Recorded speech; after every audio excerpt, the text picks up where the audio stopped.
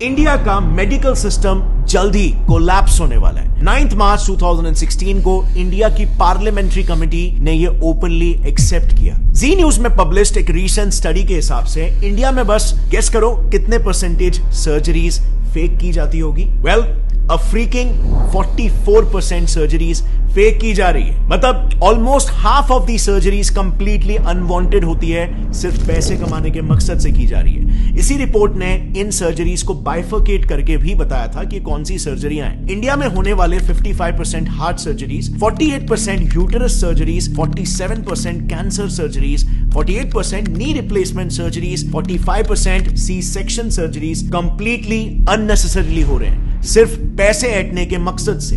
Reason सिर्फ और सिर्फ एक, कॉर्पोरेटाइजेशन ऑफ हॉस्पिटल्स, यानी कि हॉस्पिटल्स को भी कॉर्पोरेट कंपनीज की तरह टारगेट और प्रॉफिट सेंट्रिक बना देना। एक काफी इंटरेस्टिंग रिसर्च पेपर है जिसमें रिसर्चर्स ने महाराष्ट्र के टॉप हॉस्पिटल्स के 43 specialist doctors, senior government x officials और कॉर्पोरेट हॉस्पिटल्स के मैनेजर्स को तक इंटरव्यू किया, ताकि वो इन हॉस्पिटल्स में जो कंपनीज की तरह ही टारगेट बेस्ड स्ट्रक्चर चल रहा है उसे पब्लिकली एक्सपोज कर पाए। And the results were shocking. So, सबसे पहले तो सैलरीज की बात करते हैं।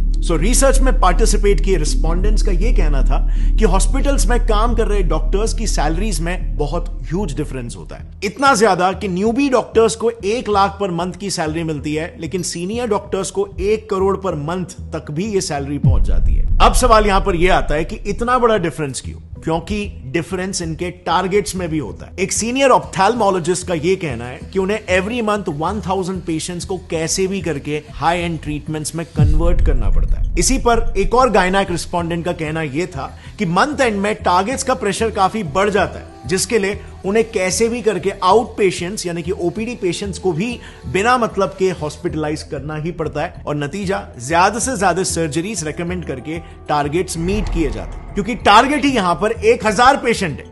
अब आप खुद ही सोचो, हर हॉस्पिटल में, हर डिपार्टमेंट, जैसे ऑप्थेल्मोलॉजी में ही ले लो, उसमें मिनिमम 5 से 6 डॉक्टर्स होते हैं और सबको सिमिलर टारगेट्स दिए जाते हैं। तो just imagine hospitals profit and our loss. And by the way, these targets are taken very seriously. उसी रिसर्च में कई सारे सीनियर डॉक्टर्स का यह कहना था कि अगर कोई डॉक्टर अपने टारगेट्स को लगातार 2 महीनों तक मिस करता है तो बिल्कुल कॉर्पोरेट्स जैसा ही उसको वर्बल वार्निंग मिल जाएगी या फिर एक मेमो दिया जाएगा, और उसके बाद भी अगर टारगेट्स मीट नहीं होते तो of course tata bye bye. So आप यहां पर देख सकते हो हॉस्पिटल इंडस्ट्री कैसे एक सर्विस इंडस्ट्री होनी चाहिए, जिसमें कस्टमर, पेशेंट टॉप प्रायोरिटी होना चाहिए, बट यहां पे प्रॉफिट टॉप प्रायोरिटी हो जा रहा है। और bye the way, in targets का ट्रैक भी हॉस्पिटल हायर्ड मैनेजमेंट प्रोफेशनल्स यानी कि MBAs, जो कि बड़े बड़े MNCs में ऑपरेटिंग ऑफिसर्स, एग्जीक्यूटिव, सुपरवाइजर्स ऐसे काम करते हैं, ये लोग बकायदा डॉक्टर्स के इन टारगेट्स का ट्रैक रखते हैं। एंड ऑफ कोर्स यहां पर डॉक्टर्स भी उतने ही डेडिकेशन के साथ ये टारगेट्स को पूरा करते हैं, क्योंकि जैसे हमने देखा उनकी सैलरी बहुत ही हाई होती है, लेकिन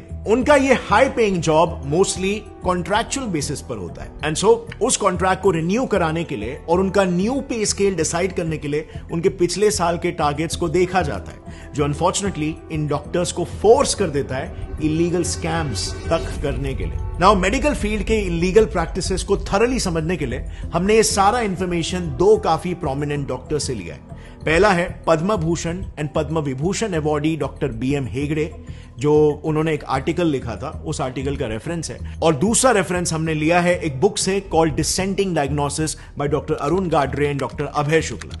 लेकिन काफी ढूंढने के बावजूद भी हमें यह बुक ऐसे पब्लिकली अवेलेबल नहीं मिली, लेकिन हमें बिजनेस इनसाइडर का एक आर्टिकल मिल गया जिसमें उस बुक के कुछ मेन एक्सर्प्ट्स अवेलेबल है। Starting with the first scam, जो इतना घिनौना है कि इंसानियत भी काइंड ऑफ शर्मा जाए। Keeping dead patients alive. Times of India ने ऐसे कई सारे केसेस पर एक रिपोर्ट पब्लिश की है जिसमें डॉक्टर्स डेड पेशेंट्स को भी जिंदा बताकर उनके ट्रीटमेंट्स चालू रखते हैं, ताकि ज्यादा से ज्यादा पैसे बनाए जा सके, और फिर अंत में जाकर सच्चाई पब्लिक करते हैं। TOI में ही पब्लिश्ड एक केस में एक हॉस्पिटल ने पेरेंट्स को बिना बताए उनके 14 साल के ब्रेन डेड बच्चे को 1 महीने तक वेंटिलेटर पर रखा।